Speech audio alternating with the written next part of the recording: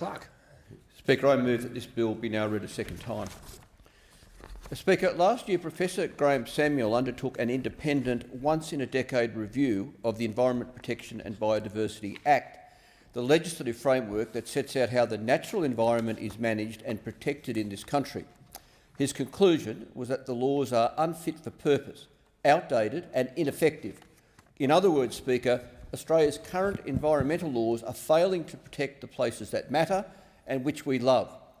Regrettably, this came as no surprise, because for years Australian scientists have been telling us that our ecosystems, from rainforests to coral reefs to deserts, and even our beautiful kelp forests down in Tassie, are on the verge of collapse. There's simply no doubt that Australia's natural environment and iconic places are under increasing threat from deforestation, development and climate change, and that we have one of the highest extinction rates in the world, and that our weak environmental laws are adding to the problem. Speaker, the sorry fact is that we can't trust the government to fix the problem, because time and time again it has shown its disdain for the environment.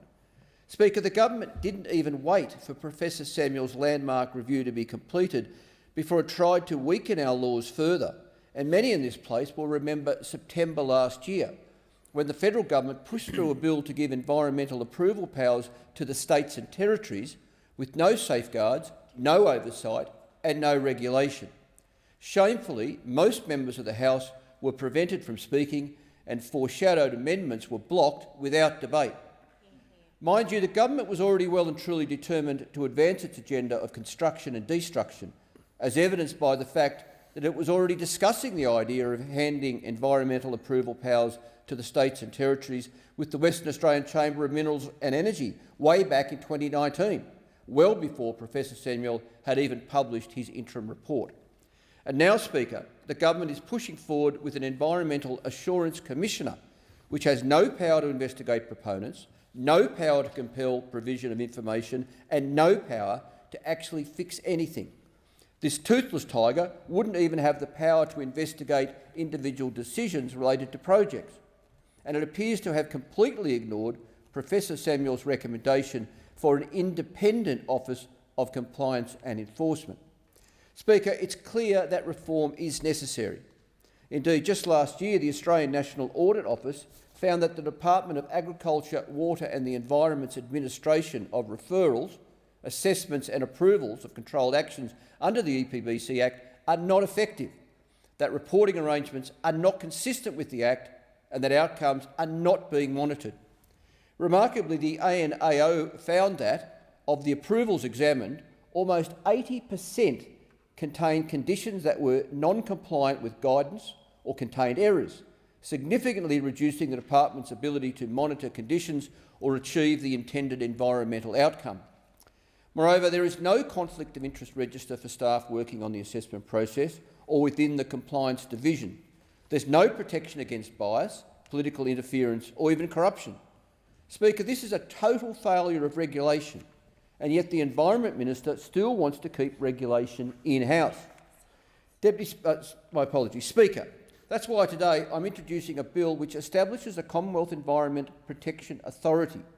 This EPA will be a completely independent body that depoliticises, streamlines and strengthens environmental regulation, and it will be structurally independent from the Department of Agriculture, Water and the Environment, a move which will bolster community confidence in the processes that are supposed to protect and conserve our natural environment. Speaker, this bill ensures that the EPA will effectively and transparently exercise the administrative functions currently held by the Commonwealth concerning the EPBC Act, as well as any other federal legislation relating to the environment. This includes issuing approvals, granting permits, auditing environmental impact assessments and monitoring post-approval impacts. The EPA will have the power to undertake both systemic and individual investigations into applications, environmental impact statements or any other documents received in support of an application.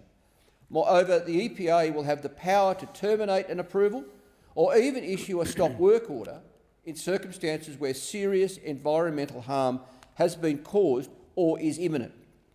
Importantly, the EPA will also have a call-in power for monitoring, compliance and enforcement, even when a state or territory bilateral agreement has been made. Moreover, Speaker, the EPA will be headed by an appropriately qualified CEO who is independently appointed for a fixed term and supported by a newly established Parliamentary Joint Committee on the Environment and Energy.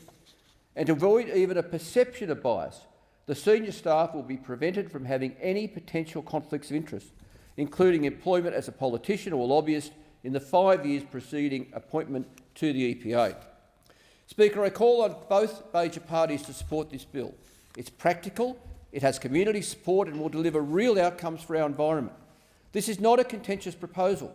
Regularly, independent statutory watchdogs are created to oversee complex areas of policy or where there is a risk of bias, corruption or conflicts of interest. Communications and media companies are overseen by the Australian Communications and Media Authority. Consumer law is overseen by the Australian Competition and Consumer Commission, and the Australian Securities and Investment Commission is charged with looking after markets and financial services. And I've been working with my crossbench colleagues for years to establish an independent commission against corruption to clean up our political institutions and tackle corruption. So now, Speaker, when we're seeing the imminent collapse of precious ecosystems, when Australia is a world leader in extinctions and we're already facing unprecedented threats from climate change, a strong independent regulator is more important than ever. This is especially the case for Tasmania, where the state government has recently passed the Major Projects Bill, which allows it to fast-track dodgy projects and where, without a federal compliance body, the state government could ram through projects like Cambria Green, badly sited salmon farms, the Mount Wellington cable car, or obviously inappropriate developments in national parks. As our swift parrot population dwindles and our World Heritage Places are threatened, an EPA is more important than ever for Tasmania. Speaker, this bill is supported by the Places You Love Alliance, a group of key environmental groups which represent communities across the country.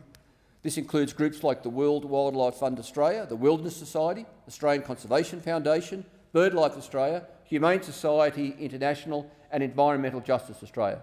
I thank the Alliance and the Environmental Defenders Office for their support and assistance on this bill, and I also single out Francis Medlock from my office, who has worked tirelessly on this project. The fact is, Speaker, time and time again, governments have failed to ensure effective enforcement of our environmental laws. And time again, this has been exposed, for example, by the Australian National Audit Office, the Productivity Commission, in independent reviews of the EPBC Act, and the Australian Panel of Experts on Environmental Law. Clearly, Speaker, we need to act, and just as clearly, we need to act now. Speaker, I commend the bill to the House, and I invite the member for Melbourne, who is seconding the bill, to speak in my remaining time.